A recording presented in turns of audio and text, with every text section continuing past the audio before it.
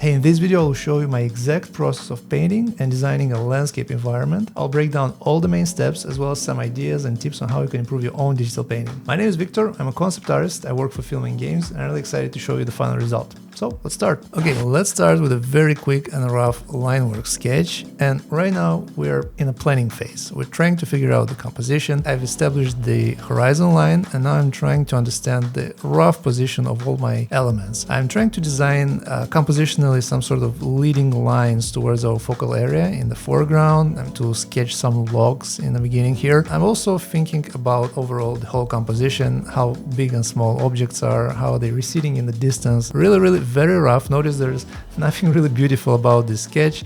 It's just very rough for my personal understanding of the composition, and you should also not worry too much about how crafty it looks. Just make sure you understand what's going on in the scene.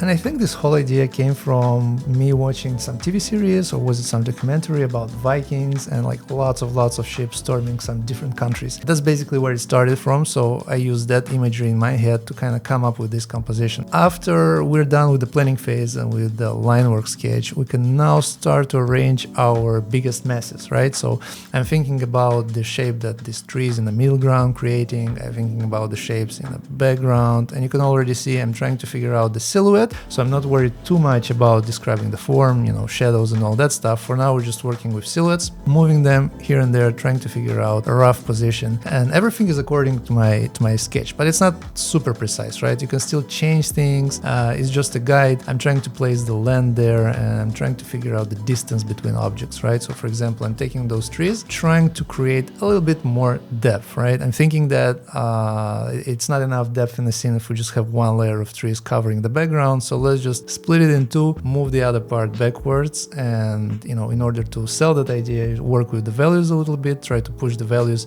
make it a bit lighter so it looks like it's in the distance. Thinking how to tackle the plane with the water. For now, let's just use a simple glaze of color on top and we'll worry about the reflections and the other stuff later. Right now, what's important is figuring out the composition, understanding the size and the position of all the main shapes. I'm gonna work on these logs on the driftwood. For now, just with a very hard brush, so you don't need to worry about edges for now. Just with a hard brush, try to map things out. I'm gonna spend a little bit of time, try to arrange these logs in a pleasant way, so compositionally, so that overall it looks like it's leading the viewer's eye towards our focal point, which is gonna be those ships.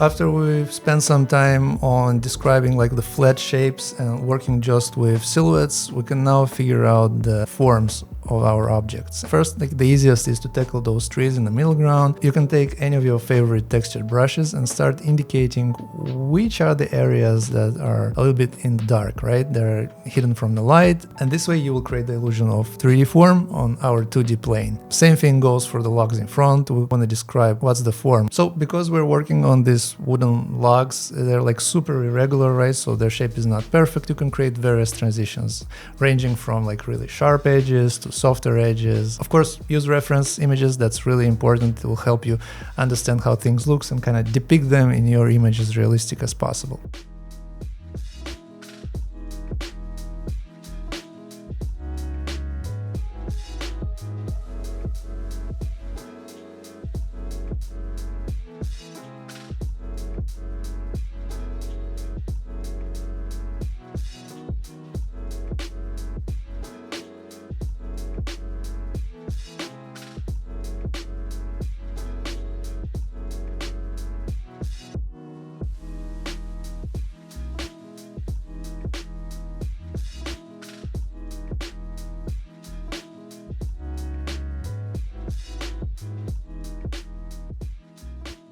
Okay, so let's work a little bit on that water plane. And of course, in order to make the things a bit more believable fast, we can just start adding the reflections in the water. Remember that the water plane is not super smooth. There are always variations in the angles of the plane. So sometimes that's why you see a reflection of the land in front of you, but sometimes you just see the reflection of the sky.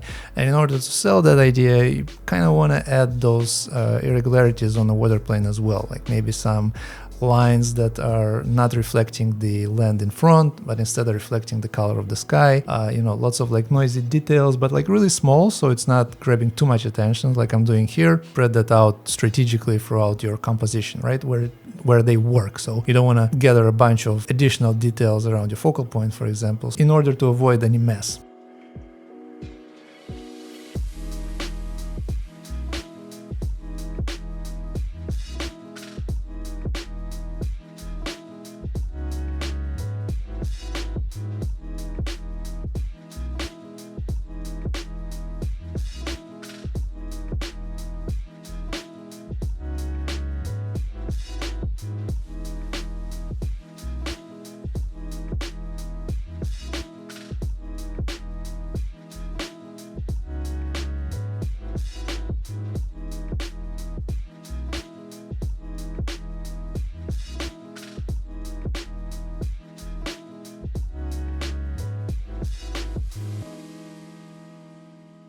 Alright, so we've been working on textural information for the logs in the foreground, and now this part is really fun. We want to add the fog layers to color the ships, make them look a bit more mysterious, make the atmosphere work in our favor in order to sell a more interesting image. It's just a couple of layers of fog. I'm just using a soft brush, any soft brush you prefer, because later on you can chip out some details out of it. I'm using a couple of layers of fog, and I'm treating it so that it creates some interest. It's not just a very smooth layer like with very soft edges. You want to create like some interesting bits here and there to sell this like a more exciting thing. I decided to completely color the bottom part of the ship so it really looks like they're in some thick fog. Trying to push and pull the transparency. You don't want to create a lot of contrast with this because it's going to break the whole composition and the value metrics. And once I think that we're pretty much done with the fog, starting to think about the ships. So let's try and describe them a little bit better. Maybe come up with a sigil, place the ships in our environment, right? According to the lighting, according to where they stand, how far are they from us. So I'm also thinking that would be a cool idea, since we have this fog, right, in the middle ground, to add the silhouettes of some Viking warriors on the land, and they dropped from the ships and all that. Pretty cool visual, storytelling bit.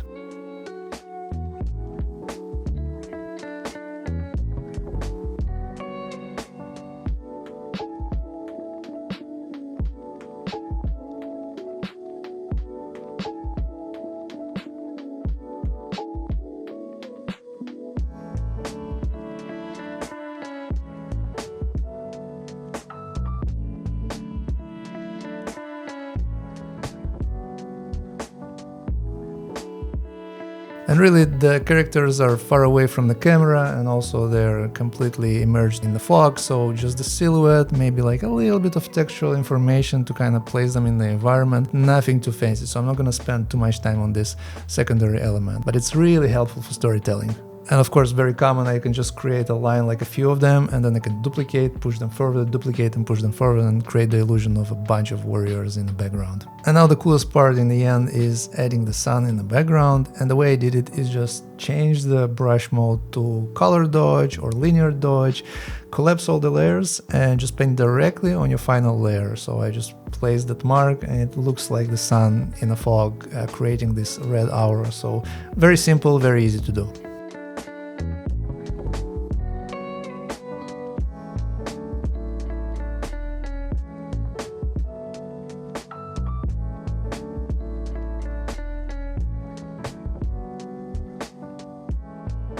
Alright, now let's have a look at the final image, and here it is. I just increased the vibrancy of some colors, added this colored edge for the trees that are standing in front of the sun, and like between the camera and the sun, and also some color variations here and there, like some speckles of blue in the foreground, and that's pretty much it. Thank you so much for watching till the end. I hope you enjoyed this video and found it helpful. If you did, please consider liking and subscribing, it helps a ton. Thanks again so much, and see you soon in the next video.